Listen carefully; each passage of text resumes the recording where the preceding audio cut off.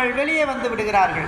இதுதான் அங்கே நடந்த சம்பவமாக தெரிகிறது. அருமையான தேவனுடைய பிள்ளைகளே, கோபம் ஒருவேளை யாருக்காவது எல்லையை மீறி இருக்கும் என்று சொன்னால், இந்த செய்தியை கேட்கின்ற நீங்கள் இப்பொழுதே உங்கள் கோபத்திலிருந்து விடுதலை ஆகுங்கள்.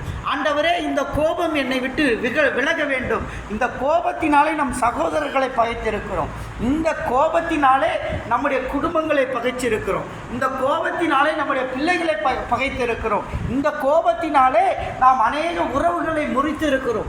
ஆகவே தேவனுடைய பிள்ளைகளே, யாராவது கோபத்திலிருந்து விடுதலை ஆக வேண்டும் என்று சொன்னால், இந்த வசனத்தின்படி நீங்கள் கோபத்திலிருந்து விடுதலை ஆக வேண்டும் என்பதை கர்த்தர் இந்த நாளிலே உங்களுக்கு சொல்லுகிறார். 1 கொரிந்தியர் 13:5 வாசியுங்கள்.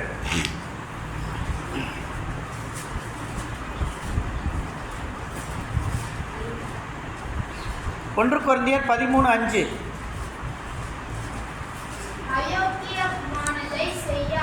கோபம் வந்துருச்சுன்னா அயோக்கியமானதை செய்யும், ஆனால் அன்பு இருந்தால் அயோக்கியமானதை செய்யாது. தற்பொழிவை நாடாது,